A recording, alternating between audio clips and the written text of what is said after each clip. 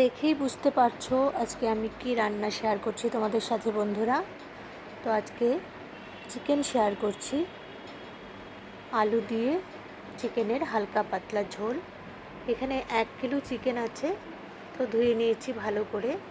এবার 4টে বড় পেঁয়াজ নিয়েছিলাম, 3টে পেঁয়াজ দিয়েছি টুকরো করে, আর একটা আমি কুচিয়ে রেখেছি। তেলের মধ্যে দিয়ে দিলাম একটি তেজপাতা, দিয়ে দেব নুন, আর দিয়ে দেব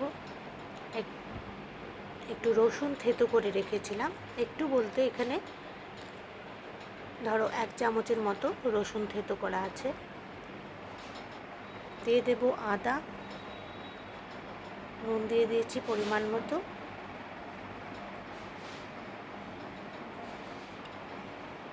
হলুদ দিয়ে দিলাম 1 চামচ থেকে একটু কম। আর এখানে 100 গ্রাম থেকে একটু কম আমি সর্ষের তেল দিয়েছি। একদম কম তেলে রান্না করব, তো 100 গ্রাম তেলেই আমি রেখেছি আজকের এই 1 কেজির জন্য।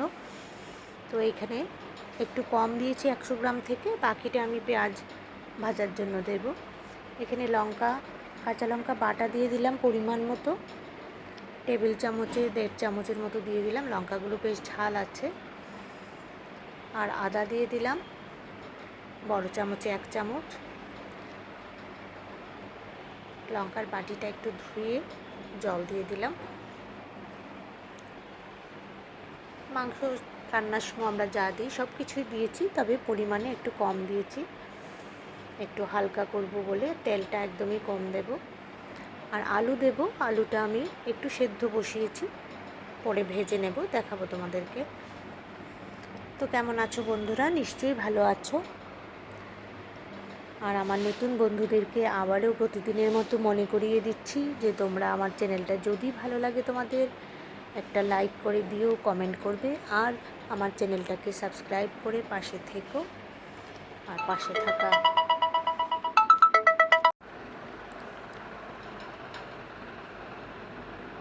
মাখানো হয়ে গেছে চিকেনটা।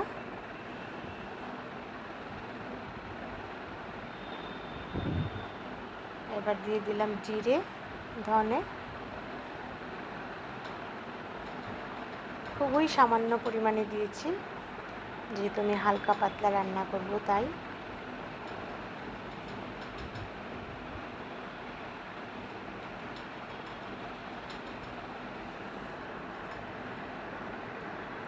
ভালো করে মাখিয়ে নিচ্ছি, কিছুক্ষণ সময়ের জন্য রেখে দেব।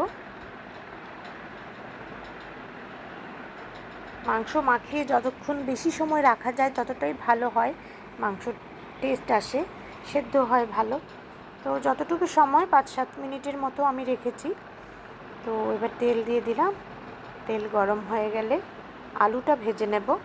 আলু একটু সেদ্ধ করে রেখেছি আমি, কারণ এখনের আলুগুলো বেশি ভালো নয়, সেদ্ধ হতে সময় লাগে, যেহেতু আমি একসাথে আলাদা করে ঝোল দেব না মাংসেতে।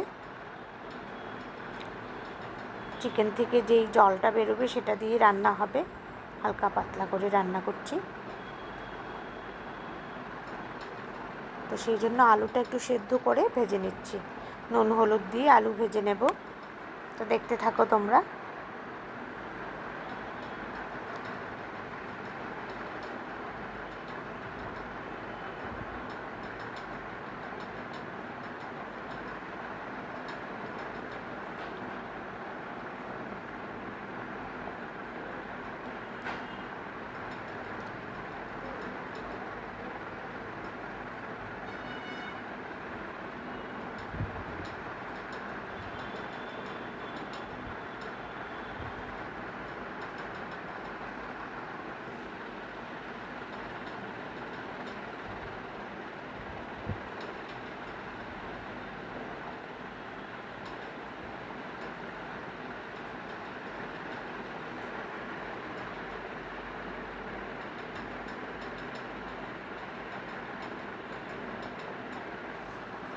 অনেকটাই ভাজা হয়ে গেছে আলু, এবার আলুটাকে নামিয়ে নেব।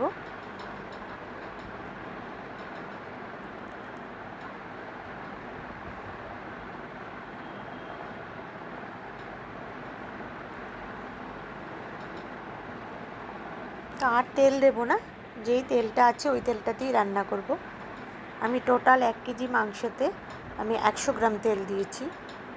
হাফ তেল মাখার মধ্যে দিয়েছি আর বাকি তেল এখানে দিয়েছি।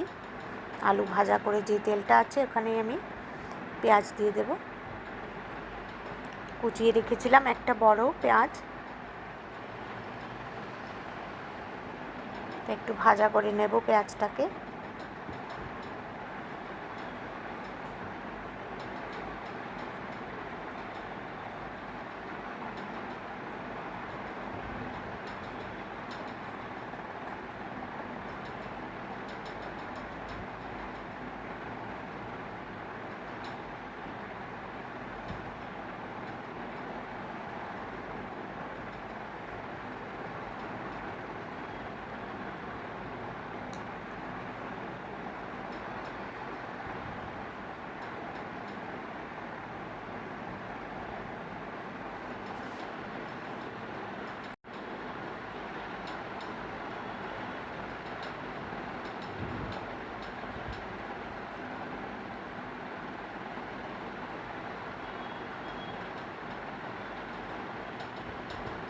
হয়ে গেছে পেঁয়াজ ভাজা, খুব বেশি লাল করে ভাজিনি।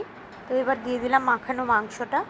এবার মাংসটাকে একটু নাড়াচাড়া করে একটা ঢাকনা দিয়ে আস্তে আস্তে করে কষিয়ে নেব।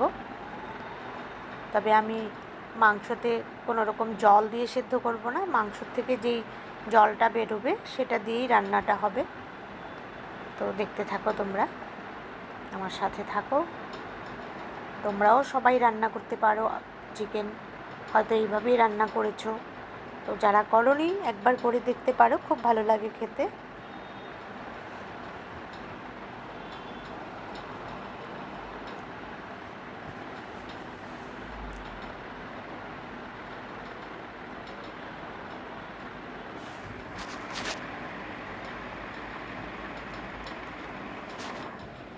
একটা থালা দিয়ে ঢাকনা দিয়ে রেখে দিলাম।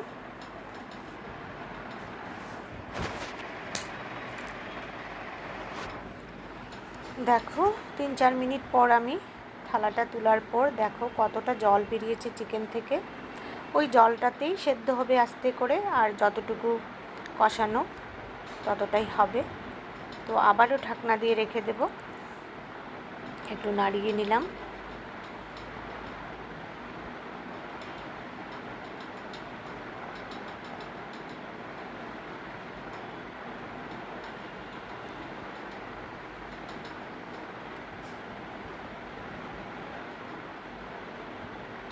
একটু পরপর ঢাকনা তুলে কষিয়ে নেব, আর যেই জলটা আছে সেটা দিয়ে সেদ্ধ হতে থাকবে। তবে গ্যাসের ফ্লেমটা একটু কমিয়ে রাখবো, তাহলে সেদ্ধটাও ভালো হবে।